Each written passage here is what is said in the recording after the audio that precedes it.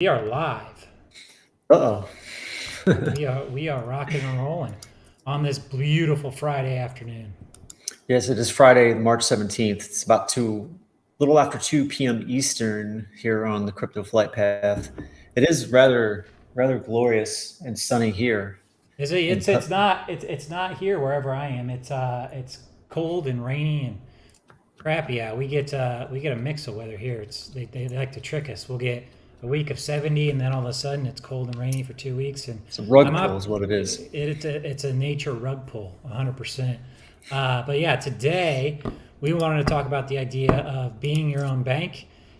Right now there's a lot of uncertainty around traditional banking, and we want to give a few options on kind of ways to store your wealth slash money in things that might not be traditionally thought of as crypto, but are using crypto to help facilitate some of this. And want to give you guys some options on some things you can do and consider when you're looking at the traditional banking system going through all these, implosions and, certainly scary things that, the normal everyday to day person might not, really understand what's going on as much as, you and I, we don't really know what's going on. I mean, we can read the news, we follow the news, and, there's accounts that we follow that are pretty knowledgeable, but like at the end of the day, what's really going on. And, all you can do is kind of look at the world around you and make your best decisions on what you can do with your money.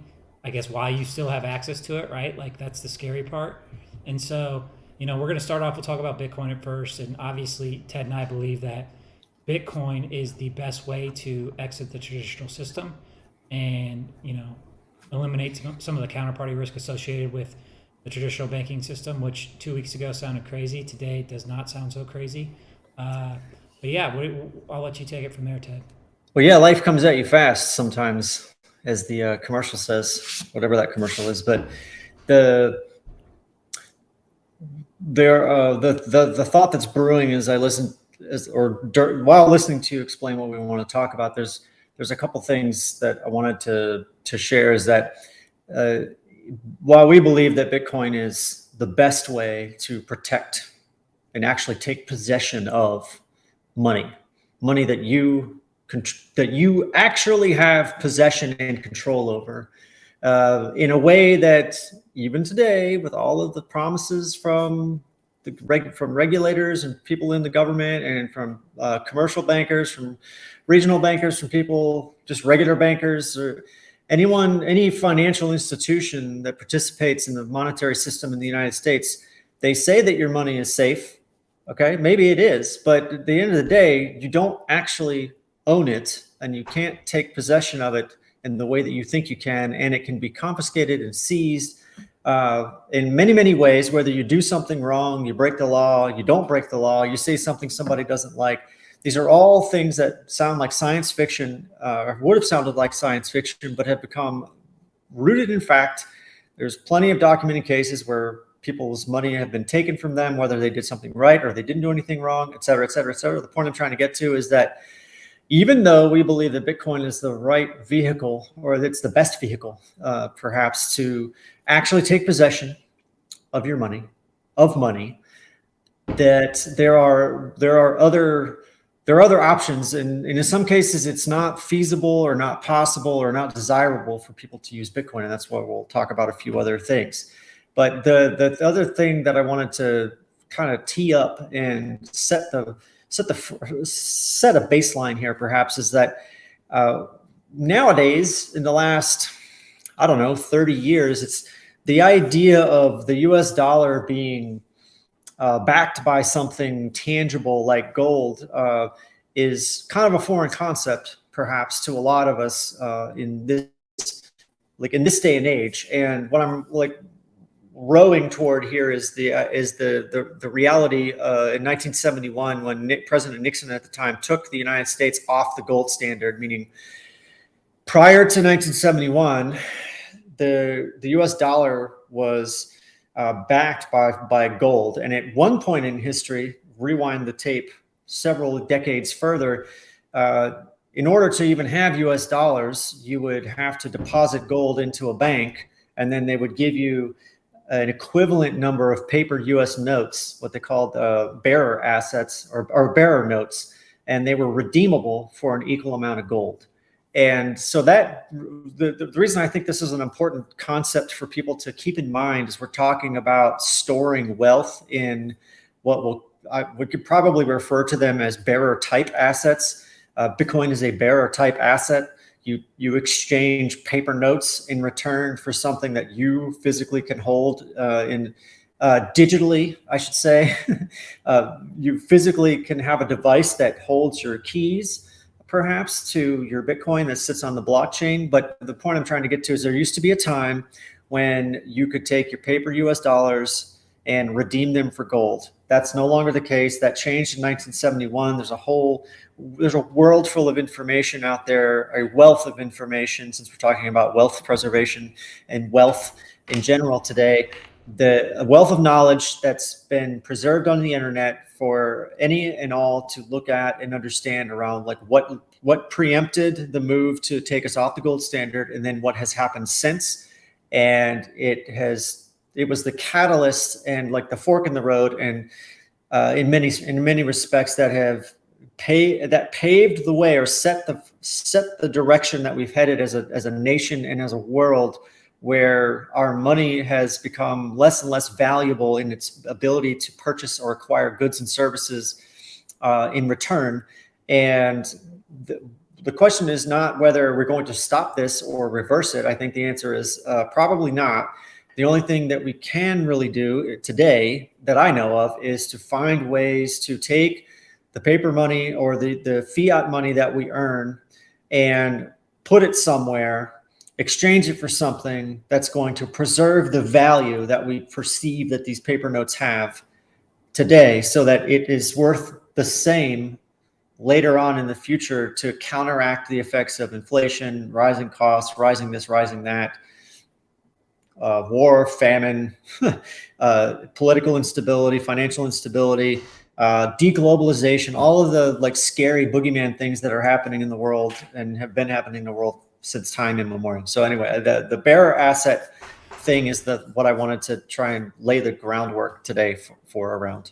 Yeah, and I think the important thing to remember is most people that have significant wealth don't keep their wealth stored in US dollars. They buy assets, right? And so when you listen to people who are very knowledgeable about this, they say things like, the way out of this is to make these assets, because there's so much debt in the system, you have to increase the value of the assets to offset that debt, right? And that's a real simple, smooth brain way of saying that. But for the average person who isn't worth 10, 20, 30 million dollars and can't afford an $8 million painting, or these things where these vehicles that the ultra wealthy use, there are a lot of tools that normal people can use to store their value and store their dollars, right? And the reason this is important is because if we come to a point where we can't trust that the banks will hold our dollars for us, we have to learn how to be our own banks. And there's a couple different ways to do that. Traditionally, you can buy gold and silver. That's the same concept as Bitcoin, right? You own the asset, you can hold it, you control it, nobody can take it from you. Now, there are other ways, and the first one of these ways that I want to talk about is a company called Pax Gold. And this is interesting to me because as somebody who's in Bitcoin, I believe that, as we mentioned earlier, that Bitcoin is the best way to, store your dollars, right? But if somebody looks at this and says, yeah, I don't know, I don't like tech, I don't want to learn about it, this is just too complicated for me. There's other options. And so Pax G is a way for you to, one, participate in potential price action of gold, right, without having to own and store the gold yourself. Okay. And the thing I like about this, Ted, is that you can purchase Pax G on any exchange. One of the exchanges that I use to do this is Kraken, right? And so I can purchase Pax G and I can transfer it off the exchange into my wallet. Okay. And so one Pax G it's equivalent to, the same amount of gold. And so I can carry this. I own the gold. I legally own the gold through a smart contract, right? And so if I want to own $50,000 worth of gold, $100,000 worth of gold, whatever, right? I can move countries. I can carry that 12-word seed phrase in my head, okay? I can take that with me and have the gold shipped to me wherever I end up when I want. Now, here's the problem with this. This is why it differs from Bitcoin, because you might be saying, well, why don't I just buy gold then and not Bitcoin? The issue is you have to trust that Pax, the company, Paxos, will hold the gold for you, right? And everything they say on their website, secure and regulated, cost efficient, no settlement risk, redeemable, all sounds great, right? But what happens if the government seizes Paxos gold, right? And they seize all the gold. Again, you're in the same problem. However, I do think this is just another option for people that are interested in alternative ways to kind of be your own bank to do that. Ted, do you have any thoughts on Pax Gold? Or I do. And I think it's a really interesting way, or a hybrid.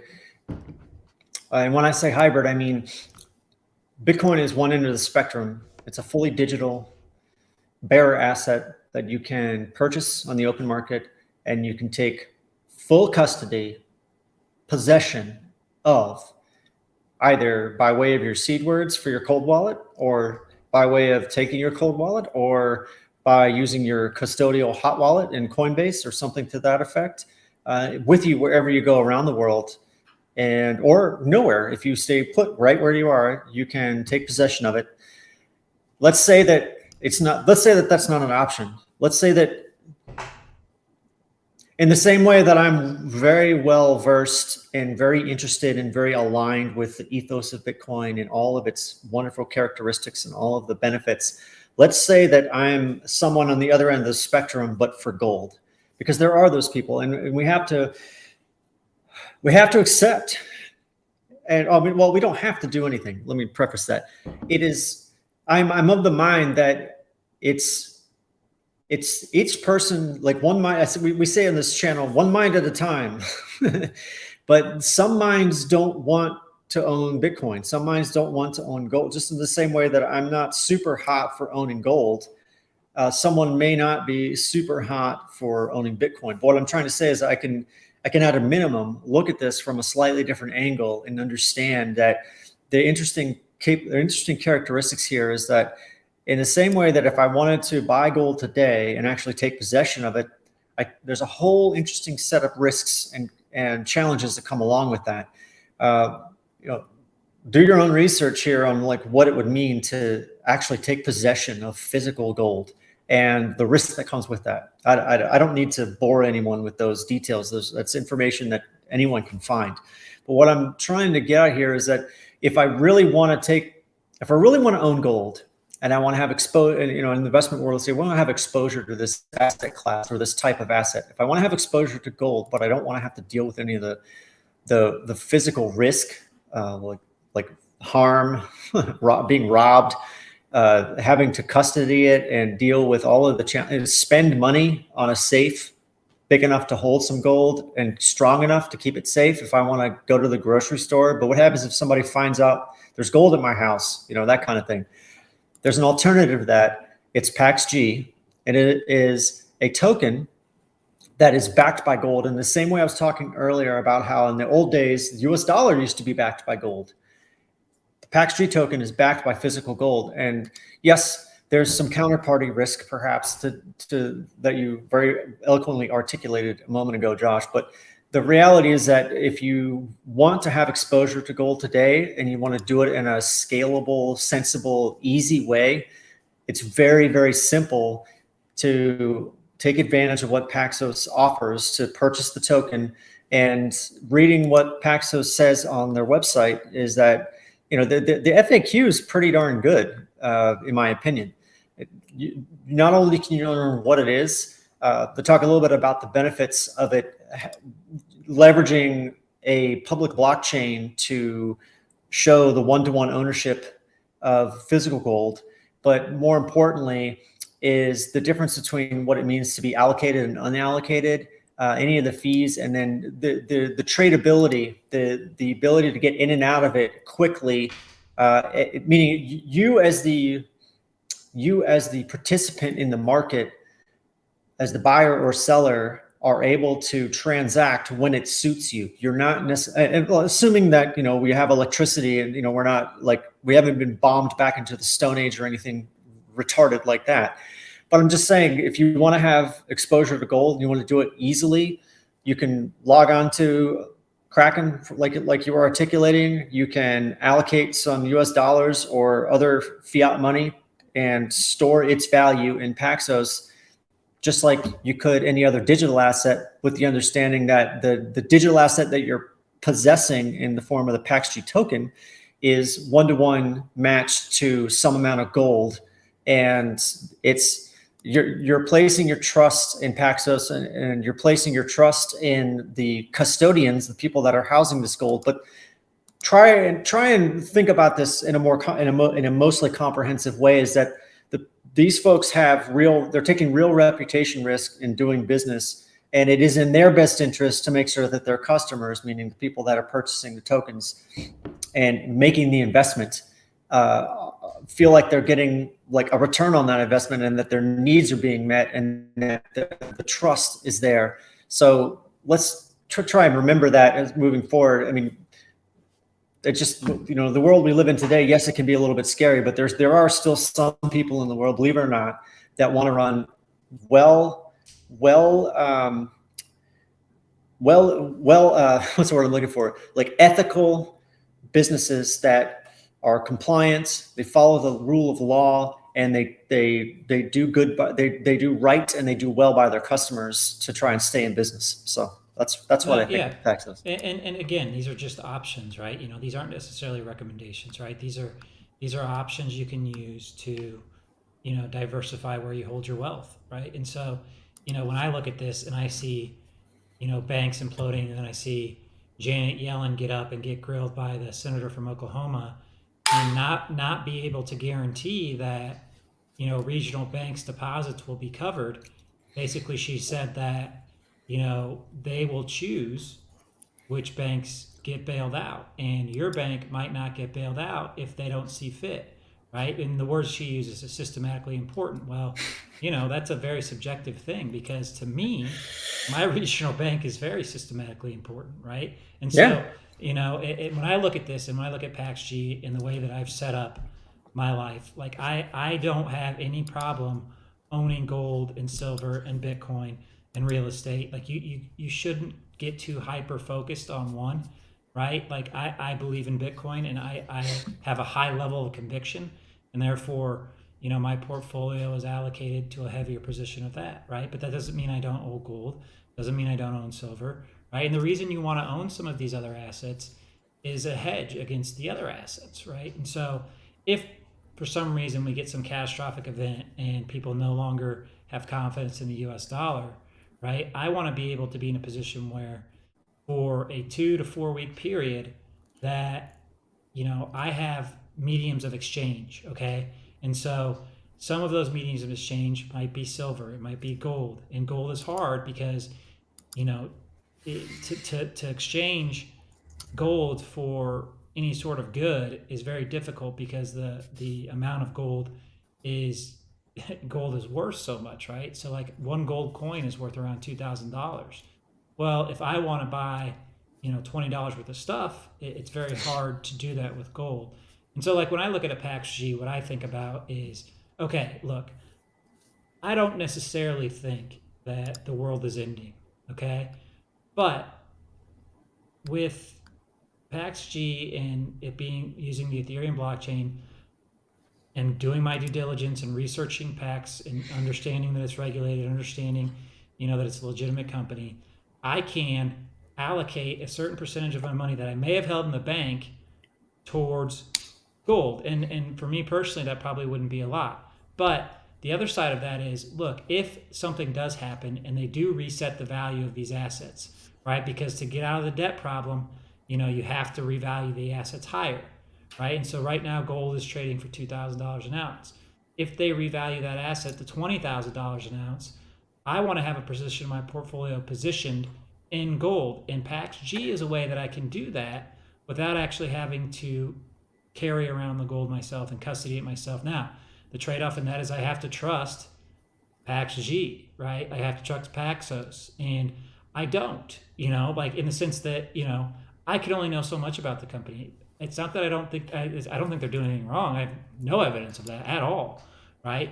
But that doesn't mean the government can't step in and shut them down, sort of like what happened with Signature Bank, right? And so those are risks you have to take, but there's a trade-off in everything. You can leave all your money in the bank, and that can go down too. So I think that's just a good overview of kind of an option you have. I like it. They're using crypto rails to allow people to own physical gold. I think that's super interesting. Does it make me super excited to own PAX-G as 80% of my portfolio? Nah, I just, there's issues with gold, right? Like, and you're going to laugh at this, but this is true. There are asteroids floating around with more gold than anything you'll ever see on Earth. And there are companies right now raising money, building rockets to go mine those asteroids, right? And so the value of gold is derived partly from its scarcity. Well, there's also theories that the entire Grand Canyon is full of gold. And so all of a sudden it doesn't become that scarce, right? And so those are things, and that's why I prefer Bitcoin. I know with mathematical certainty there is only 21 million of them. Okay, I don't know how much gold there is. I have no idea, and nor does anybody, right? Like the amount of gold out there could be limitless, right? So those are all things you have to consider when you think about all this stuff. But I thought this was interesting. I think this is a move that I'll probably make.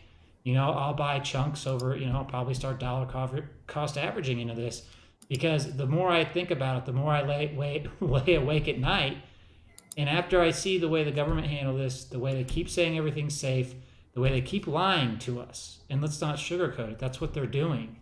I don't feel comfortable, leaving a large amount of money anywhere, right? Like, the only place I feel comfortable in is Bitcoin.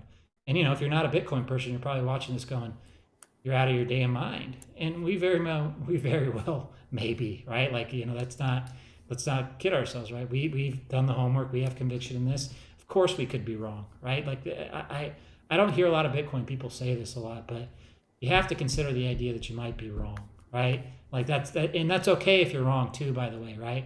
But that's again why we'll continue to talk about risk management and that's why I don't have 100% of my net worth in Bitcoin, right? Like I would love to, trust me. Like I've thought about it many times. I thought about trying to live off Bitcoin, and it's just not practical right now. It just isn't. Maybe there's a day in the near future where it will be, or we're forced to be. But right now, it's just it's not commonsensical. It doesn't make any sense to do that. But yeah, I felt like I kind of gave a good explanation there, Ted, on kind of the way I look at it. Do you feel the same way? I do, and I wanted to point out a couple of things that were really important about the testimony example that you were referring to, where the senator from Oklahoma was asking Yellen to tell him, basically, are the regional banks in the state of Oklahoma, are their deposits safe? And this concept, there's a thread that we've talked about several times, both online and offline, is where there's a certain contingent in the Bitcoin community that gets excited when regulators start talking about whether or not certain types of crypto are securities or commodities, and without opening up Pandora's box necessarily on that, but it's the idea that the government is going to pick winners, and that's stupid. Like the free market should pick the winner, like the people, the market participants.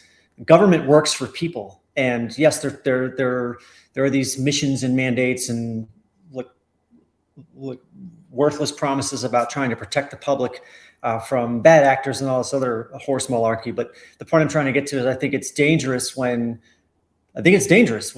someone in a position like Yellen's gets up and says, well, we're only going to protect certain banks because they're considered to be systemically or strategic in making sure that the financial system doesn't collapse, which is, if your bank isn't of a certain size and doesn't have a certain number of depositors, that we're not going to be able to give you the same protection that we're offering this other bank. And let's be realistic for a second. We all know how the world works, or we all should know how the world works, is that, and somebody on Twitter said this, and if this were pre-World War II, like right before World War II Germany, and they started talking like this, somebody would knock on the door. What I'm referring to is this people making statements like, well, the big banks are the ones that can make the biggest political campaign contributions, and the ones that have greased enough palms and have made enough wallets be less light are the ones that get the special treatment, the preferential treatment. And from a regulatory perspective and from an oversight perspective, they get people are willing to turn a blind eye to certain things. And you look at what happened at Wells Fargo with the scandal. There recently, it was in the news where they finally found somebody to pin this on. You'll remember, because a lot of people will have forgotten, and I'll remind everyone that Wells Fargo, there was a division in Wells Fargo that went so far as to open up millions of accounts on behalf of individual account holders at Wells Fargo without their knowledge, so that they could collect fees for doing so. And you can dig into the specifics. They finally found somebody to pin on, but this went on right underneath the nose of all the executives. Were like the memes where people have the glasses on and they've got the cane, they're trying to look around. That stuff flew right under the radar because people were turning a blind eye to this. And look, we'll never know to what extent there's, people accepting campaign contributions and willingness to turn a blind eye. And I'm not making accusations that are unfounded. I'm just saying that if it walks like a duck, it talks like a duck. There's the real danger here, circling back around to the real issue, is that the regulatory apparatus, the government, who are coming out now to say that we'll only protect certain institutions because they're considered, they meet some criteria, and the rest of you, it's tough crap. And that is a problem, in my opinion. And that's what we're talking about here, right? You have to take control over your own destiny. Because I'm going to tell you something right now. Your bank is not getting bailed out. You are not systematically important.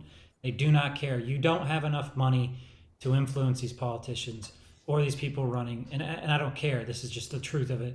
You have to be able, it's time for people to take individual responsibility for their own, wealth, right? And you work hard. You should want to do this anyway. It's a nice idea to be able to think, I'm just going to go work and I'm going to give my money to the bank. I'm going to earn 4% and I'm never going to think about it again. Well, that world doesn't exist anymore. They screwed it up. It just doesn't exist anymore. They printed too much money. There's too much corruption. You have to start looking at this stuff through the reality lens, right? And so there are options available. Right now, you still can access your money. You can move it freely to an extent, right? There are certain limitations even today, right? Like if I wanted to go take out 50 grand in cash, I'd probably not be able to do it, right? And you'd have to fill out some paperwork, and you have to basically ask permission. And it's like a casino. I know this for a fact. Someone I personally know, have known since 2008, wanted to do something interesting for his business, which is in automotive and luxury apparel and timepieces. Okay, he wanted to show an equivalent amount of cash and he had to go to the bank, his own money out in cash in U.S. dollars in nicely stacked packages of $10,000 worth of $100 bills, put it in a briefcase to do a promotional video. I had to basically ask the bank for permission, provide documentation on what they were doing. Now, if you wanted to wire this money to some other account in some other country, no problem, would have been able to do it, no problem, because he would have had, all he had to do was pay the fee. But because he wanted to take it out in cash, everyone at the bank looked at him like, oh, you must be, there's no rational explanation for this on the surface. You're probably going to do something illicit. Well, and that's amazing, right? That's crazy. Now, if I wanted to send 50 grand of Bitcoin to anyone, anytime, anywhere in the world, I could do it instantly. And I read a good tweet the other day and I forget who said it. I think it was I forget who it was, but he basically said, do you really think AI is going to use ACH settlements? when you have a world of near instantaneous payments, it's all going to be on crypto rails, right? And so that's what we're talking about. That's why this stuff is important. But like again, the idea of being your own bank, and you can again, I want to reiterate that like I have money in the bank. I don't think I'm not worried about the bank. I'm worried about what's happening at a higher level, right? Like with what's going on at the levels that we don't necessarily get access to. Because even if you have a well-run bank, a regional bank, it's setting up to where there's going to be consolidations, and the bottom line is you have to be able to control as many of your own assets as you can, and that's what the wealthy do, and we can do that as non-uber wealthy people as well, right? And it's like you own physical gold, you own physical silver, you own Bitcoin. I think there's value in other cryptocurrencies. I think there's value in owning PaxG. And here's another one that I think is fun, right? This is a company called Vincent, and Vincent is using Ravencoin, which is a proof of work cryptocurrency, to allow people to connect directly with wine manufacturers. And essentially what you're able to do is buy wine before it gets bottled, okay? And so what that allows people to do, you can trade futures in wine, right? And so wine and alcohol is another great place to store your wealth, which sounds crazy, right? But most people think about it as a time to what you do on a date or what you do with your buddies hanging out on a weekend. You get a drink, right? But like, if stuff goes really bad, you'll be able to barter some of this. And some of these wines go for $600 a bottle, $1,000 a bottle. So if you're a wine person and you want to be able to control some of your wealth outside of a traditional banking system, you can take 10 grand and buy 20 or 30 really nice bottles of wine. Don't have to store them. These will be stored for you. And whenever you want the wine, you essentially just same thing with PaxG. It's all tracked on the Ravencoin blockchain. And I think it's Brilliant. I think it's fantastic, right? I think it's awesome. Because I would love to start investing in wine, but I live in a one-bedroom apartment. Where am I going to put it? And here's another thing. If there's wine here, it will be drained. So, I would drink away my investment. I don't need to hold it, right? But yeah. I think this is another interesting creative example of people doing things, and another opportunity for you to take control of your own destiny here. And some of this stuff, and I'm not a huge wine guy, right? But a lot of people really get into this, and I think they should do this with cigars, right? Like stuff, anything. Magic cards, Magic the Gathering is another. Sure. Like it doesn't matter. Like, but this is fantastic. You're tokenizing ownership, right? And again, there is trust involved here, right? And it is at risk of government seizure. Again, that doesn't, that means that Bitcoin again is superior in our opinion because of that reason. But just because it can happen doesn't mean that it will happen, right? And so if we live in a world that it continues to be free, companies are allowed to do this. Wine is a perfectly legal product, right? There's nothing that tells me I can't own as much wine as I want, right? And if I do my due diligence, I trust this company, I can store some wealth outside of a traditional banking system in a product that I enjoy and love, right? And that will retain value over time. Some of these wines, it's fascinating, right? You can go by vineyard. You can be put in contact with the vineyard. And so say there's a vineyard in Israel or a vineyard in Australia that you really like, and you watch this and you study the weather patterns, and Australia had a really dry season, and you're able to get one of 500 bottles produced from that season. Like, that's valuable. People understand that. People know that there's scarcity again involved in that product. And so you could do it with whiskey. You could do it with, there's just all kinds of, I told you the other day, I think I said it on stream too. I got a buddy who has close to probably thousands of bottles of whiskey. And I always joke with him. I'm like, if the end of the world comes, buddy, you'll be fine. You'll be the new central bank of bourbon. But no, I thought this was a fantastic way to, do what we're talking about. And you can have fun with this, right? And say the world doesn't end, and you have a $500 bottle of wine, you have them deliver it to you and you enjoy it, right? Like that's fun, right? Like, that's not doomsday, world is ending, I need to get all my money out of the bank. And with this wine, you get price appreciation if you know what you're doing, right? So like, I'm going to be the last person in the world to tell you what's good wine and what isn't. I like cold red wine.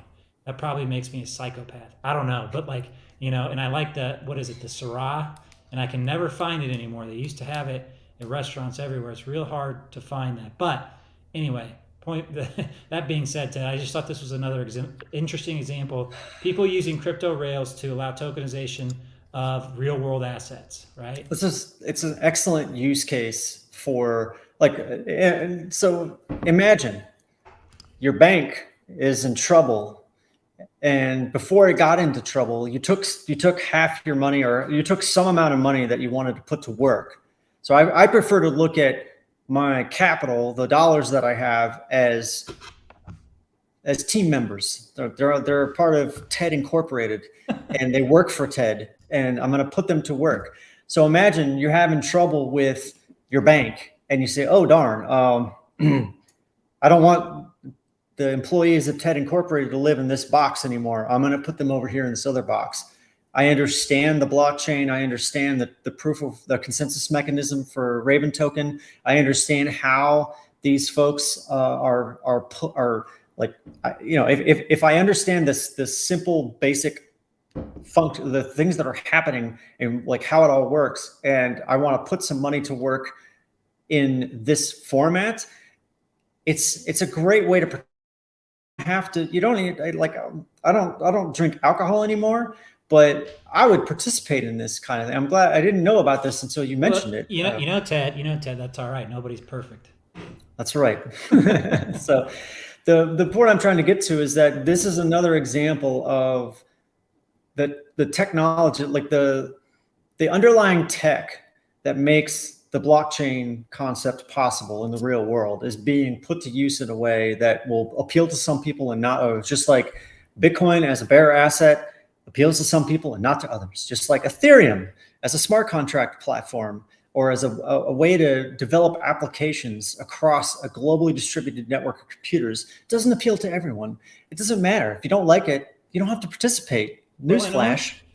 Owning gold and wine is nothing new. I mean, I used to have a buddy whose uncle, had a massive wine collection, right? And I always used to before I kind of understood everything, I was like, wow, I don't really understand that. But now that I understand it, it's like this guy was way ahead of his time, because they're storing their wealth and they can enjoy it when they want to too. So, I mean, you can go to the site and kind of scroll through. This is something I'm thinking about doing. This is something that I run a couple different funds for myself and family members, and I'm thinking about allocating some of this to wine. We enjoy wine. We enjoy it. I mean, it's fun. And so while the idea of owning wine as a store of kind of wealth is not new, they're using blockchain to verify that, yeah, Josh Vahovic in XYZ location owns this case of wine. He bought it before it was grown and shipped. This is the owner of the wine, and we can verify that using the Ravencoin blockchain. And that, to me, is very, very fascinating, right? And I think that's a fun, practical use of the technology. Proof of grapes. Yeah. Proof of grapes. That's a good one. Yeah. So we got one more for you here, and this one I don't care about. I could care less about diamonds. Doesn't interest me at all. I think it's a gross industry. I think the idea of people wearing rocks on their hands as a show of love, mined by somebody who most likely is being used as slave labor, is disgusting. But, you could say the same thing for gold, and I'm not here to be the moral judge. This is my personal opinion on this stuff. But you can store your wealth. Same thing with Pax Gold. They're using crypto blockchain and crypto rails to verify ownership in diamonds, right? Like, and if you're into diamonds, cool. Like, I'm not gonna, there's nothing wrong with it, from the perspective of, everybody can like what they like. But, this is another example of a way to use crypto rails to store your wealth in something that's a real world asset. Yeah, the token, like this is so interesting to see these different industries and from these different perspectives and these different types of businesses that are leveraging technology in ways that you never would have dreamed of in the past. Like, imagine just 10 years ago, people in the diamond business, like if you could go back in time and tell them, hey, I want to let you know, in some years time from now, people will be able to buy digital ownership proof or they will be able to obtain a piece of ownership digitally that's verifiable on a distributed computer network anywhere in the world, and there's nothing you can do about it to change it. And how, what are you going to do about it? Like, what do you think of that, Well, Mr. and Mrs. Diamond Broker? These are real world assets, right? These are things that you can choose to store your money in outside of traditional banking that will retain value and should appreciate in value over time. Another interesting thing they're doing, and I didn't pull any up because we can do a whole video about this, is they're tokenizing real estate ownership. You can do the same thing with a 7-Eleven corporately leased gas station, right? You can store your wealth. And so what I'm really starting to see, and this has played out over the past 5 years, is I love all the people that talk about, well, there's no use cases for crypto. And it's like, you haven't looked, like you're not even trying. Like it's like it's just the party line, right? Like I don't want to research it. I'm fine where I'm at. There's no use cases anyway. I just gave you 3. I could give you 10 more, like this stuff is slowly starting to build out over time, right? And it's a way that people, and I could carry all of this. I can carry the gold. I could carry 2 tons of gold, 2 tons of diamond, 10 tons of wine in my wallet. Right now, yeah, you can do it on a hot wallet if you want. And I just want to say this. By the way, I realize I'm a hypocrite giving people shit about diamonds and slave labor while I use my Apple phone. Like, I'm well aware. Like, I acknowledge my hypocrisy. Okay, we all can't be perfect, like you said earlier. That's right. But this is stuff that's happening right now. It's available right now. Now there is counterparty risk, and there is risk of seizure by the government, which is why Ted and I believe that Bitcoin is a superior store of wealth in this stuff. But that's not to say that you can't take a percentage, and if you're into diamonds or into wine or into real estate or into gold, and do that in the same way you own other, but you don't have to take physical possession of this stuff to own it, right? And people in crypto will be like, they'll give you 10 reasons why you should do that. But it's okay to do this stuff, right? These are just suggestions. These are things you should explore. As the banks implode, which I don't think they're all going to implode, I'm very optimistic that doesn't happen, because we've talked about you don't want to live in that world, because what that world brings is CBDCs, and that's government control of every aspect of your life.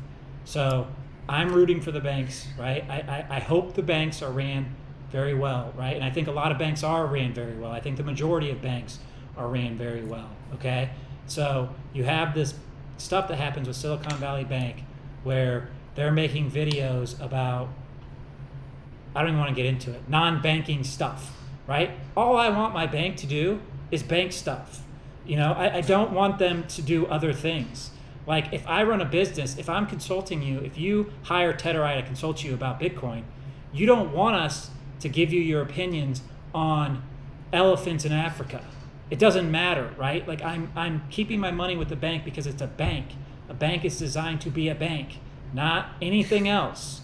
Like that's such a simple concept, right? Like, but don't let anyone at Goldman Sachs hear you say that, because they will. It's absurd. So again, be your own bank. Don't store all of your cash in one place, right? Diversify it across stuff. I mean, I'm heavy Bitcoin. As Raoul Paul says, I'm irresponsibly long, right? I've done the homework. I believe in it. I think that's the future. But you might not. And so here's 3 other options to go research and take control of your own destiny. Yeah, I like the idea of living in a world where people can have different interests that things that I have no interest in the same way that I have no interest in the other things that they do. And yet we all somehow manage to live on the same earth, and we use the same resources, the same electricity, we're participating in the same network, the same internet, and people are able to transact and look at the things they want to look at, buy things they want, store their wealth in the things they want to store their wealth in based on their own unique personal interests. I mean, what a really strange idea that all of us as unique individuals might have different interests from one another, but all kind of get together and do this digitally now in this globally distributed, permissionless, borderless network of opportunity that has presented itself. And lo and behold, we're able to do the things we want to do earn and provide for our families and invest for the future and enjoy some things in life. And I mean, maybe I'm the nutbag here. I don't And think you are. I think you're pretty much. I think we all. So okay, here we go. Uh, here's an example. Realty is an example. We should. I know. I got a buddy. He gets frustrated when I do this. He's like, if you guys talk about something, you need to explain it, and not say you'll do another video on it. Well, I apologize. We're gonna have to do another video on this because this tokenized real estate is so important. I think that it deserves its own video. But again, it's just another example of how people can become their own bank and participate in the upside and appreciation of real world assets using crypto rails. Like, what a concept, right? Like, I laugh at the no use case thing because they're everywhere. Like, and so. yeah, the like, I mean, yeah, we can do another video on this, but we can also talk about it in simple terms. Is that right now, today, if instead of going out and taking all kinds of ridiculous financial risk and regulatory risk and trying to, well, you can't even, unless you have certain things like certain licenses or certifications or other prerequisites, you can't even participate as an individual in some of these markets, like this real estate thing we're talking about here. Lo and behold, there is now an opportunity for individual investors that probably think that, and I'm going to hypothesize here for a second and just kind of live in fantasy world for a moment. Like, I've often wondered what it would be like to own something like an apartment complex, but I'm just one person. Like, I don't have the financial firepower. I would need to go out and spend weeks and months and perhaps years, like, building a network of people that would have the financial resources come together as a group and do something like that. I would push back on that a little bit because the saying you're just one person is irrelevant, right? The way I can tell you exactly how to do that, and it doesn't take years long. What you do is you go raise a fund and you go out and you're the general partner. You take a 30% ownership and you raise the funds. Okay, so say an apartment building costs $5 million. The bank's going to make you put 20% down, 25% down. So you go raise $1 million from people around you. Like, that's not that much money. You know, it's a lot of money to me and you, to one person, but you get 10 people to put in $100,000 each, right? You put down the initial down payment and you borrow the rest from the bank. Now, there's a lot of things you have to consider in this, and there's a lot of things you have to learn. But all that being said, if you're looking to just get 6-7% return on it, you don't need to do all that, right? Like, Exactly my point. And where I was going with this is I've thought about doing these things and I've been like, well, wait a minute. If all I'm after, if I'm just trying to find a way to generate some income or some return, then there's probably smarter ways to do this. And this is where something like what you're showing you don't have to be, I guess what I was getting at is you don't have to be in the real estate business. The problem with going out and owning a bunch of multifamily apartment, you have to hire a management company, right? You're in the real estate business then. And a lot of people think they want to be in the real estate business. They have no idea what it means to be in the real estate. It's a full-time job. Okay? That's right. And you get all these gurus running around, buy real estate, no money down. And I love the guys who buy houses, right? You can get rich buying a house, refinancing, and buying another house. You'll find yourself in a position where you own 20 houses, have zero cash flow, and have headaches.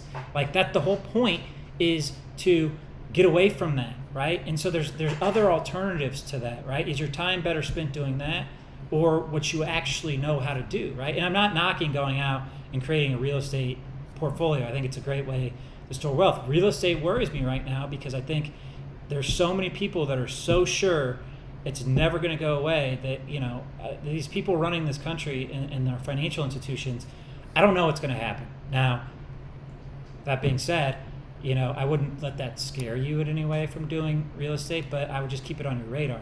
But like, okay, so say you own instead of having to meet an accredited investor requirement, right? Which I think a lot of these tokenized real estate platforms you still may have to do, just to be clear. Like there's all kinds, which we can talk about that too. That's so silly.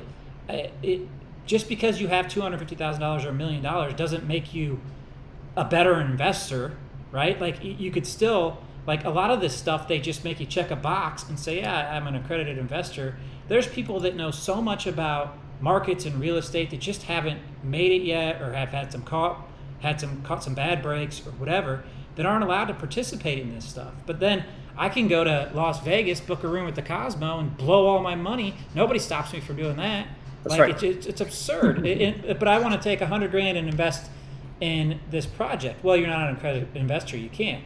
But I can go to Vegas. I can put it all on blackjack, and I can. But nobody seems to mind about that, right? And the equation that the two are gambling. I mean, investing is risky, but if you do your due diligence, you can eliminate a lot of that risk, right? And so, I don't know. I kind of just get frustrated with it because it's so absurd. But again, it is frustrating.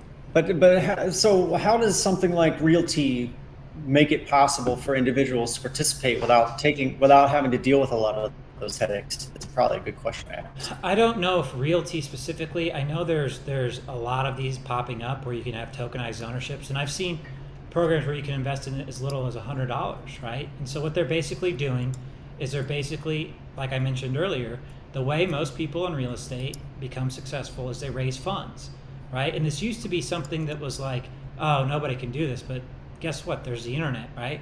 And so if you take your time, you understand something, and then the other side of it is, if you're going to do it yourself, right? You have to go out, you have to understand the market you're in, you have to understand the demographics, you have to understand a lot of different factors, right? And then you have to go locate a piece of real estate. Say you're buying a 300-unit apartment complex, you have to then make sure your numbers work. So as a general partner, right, you're going to take 30%. And your LPs are going to get, your limited partners are going to get 70%. And they're happy to pay you that. You know why? Because they don't have the time to go out and do the work to source the deals, okay? And you're going to be the one hiring the management company. You're going to be the one dealing with it. But if you want to get successful in real estate, that's what you have to do. Like, but to the tokenized aspect of it, if you're just an investor, you don't necessarily have to do that, right? And so there's very nuanced, but there's companies, there's funds that have track records of outperforming other funds and other, so that's something to pay attention to too. But generalization of the topic is that there is ways to earn 7% on your money, even if it's $100, right? And what that does is that's access to wealth creation, right? That's access to, that democratizes, wealth creation to normal people. And that should be welcomed and embraced, right? That shouldn't be fought over, or now there's going to be companies that screw it up, there's going to be companies that steal, there's going to be that happens, right? But again, that's like, okay, it happens today in the banking system.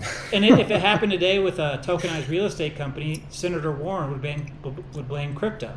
Yeah, the guy that owned it ran away with all the money, but it's crypto's fault. It's crypto's fault. Yeah. Yeah. Okay, sure. Crusty old Sigh. hag.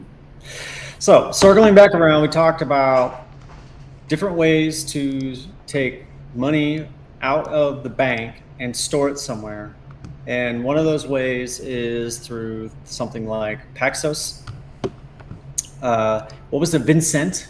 Vincent, yes. Yeah. And the Diamonds. Diamond Standard, yeah. Diamond Standard.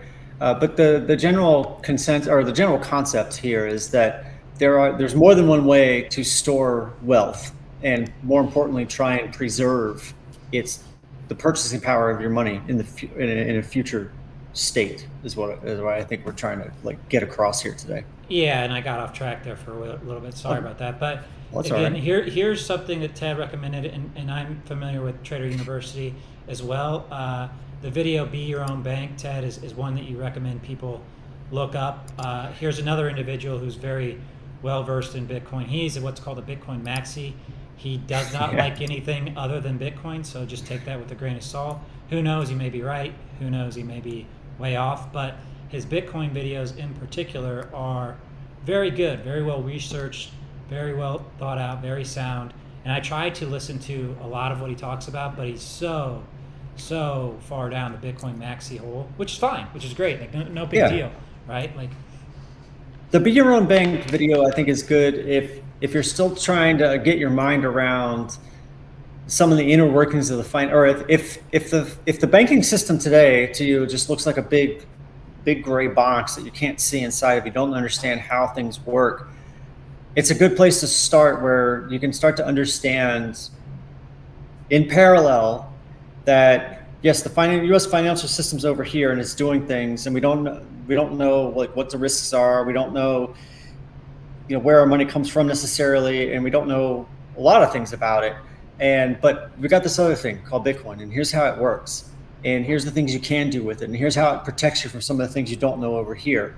And it's to me, it's like a starter kit, or that particular video is what I'm talking about. It's it's a good place to start to help develop an understanding of what Bitcoin is in contrast or in comparison to, or in contrasting to the way our fiat money exists and the way we access it, and the things that can happen to make it so we can't access it so easily is what I think is very interesting, because it helps if the idea that your money in your bank account is somehow like untouchable by anyone except you is just not really very accurate, if you want my opinion. So No, that's great. Yeah, he does a really nice job, and I think he's got a great YouTube channel. I think everybody should follow it. With the caveat that he's all in Bitcoin, right? So no. I haven't watched this one yet, Ted. I will. I trust your judgment that it's a good one. All of his stuff's good. So it's as far Bitcoin leaning as this person is somewhat neutral. Neutral is not the right word. It's not a video sales letter telling you that there's like the only thing you can do. That's not what he's suggesting necessarily. He makes reference to how, well, if you want to avoid the type of counterparty risk that we've been talking about, then you can store your Bitcoin, or you can store your wealth in Bitcoin. And you want to avoid this other type of thing, you store it in Bitcoin. This is what can happen. What happens, like he talks about bail-ins, and a real thing that happens in the world. Explain real quick what a bail-in is, because this is the scary thing to me. The scary thing about bail-in, if I've got my man, is that if a financial institution is about to fail, instead of giving you your money because they're failing, they will take your money and they will give you in return shares in the organization as collateral that end up becoming worthless because the institution is failing. Well, there's also there's no secondary market. There's no liquidity in those shares. You can't get rid of them. Exactly. So this happened. You can look up what happened in Cyprus when there was a bail-in and people lost a significant amount of money, and they got worthless shares in return. So that's something that we haven't experienced here in the U.S. that I know of. Correct me if I'm wrong in the future, but that's something that could happen, and it has happened in other parts of the world. And it's not fantasy anymore to think that's possible. So that's something that the Be Your Own Bank video will talk about, and like it's a very interesting progression. It's a linear progression, and the topics are easy to understand, and they build on one another. So that's all I can say about that without sounding repetitive. No, I think like our title too is Be Your Own Bank. I mean, that's what we're talking about here, and there's a lot of different ways to do that. Yep. And you can kind of rank that based off counterparty risk and move your way down. But a lot of fun, interesting ways to do it. And then, as you get into this too, I mean, not only being your own bank, but like, okay, let's figure out how can I make money buying wine? How can I, trade wine futures, right? If you're into that, right? How can I understand real estate better through tokenized assets? Okay, so why can I get 6% in residential housing and 8% in commercial real estate? Or, and I think just doing that will help you educate yourself on how some of this stuff works. And this is what a lot of, truly wealthy people hire somebody to do this for them, right? Like that's what a family office manager does, right? They are rich. The people themselves are rich. They're not necessarily the smartest people in the world, so they've got the money. They hire somebody to manage it for them, right? That it is what it is. C'est la vie, right? C'est la vie. And with that, it's probably a good place to wrap it up then. So the message is today, there's a way for you to learn how to be your own bank and reduce some of the risk that we all face in modern times. Be your own bank.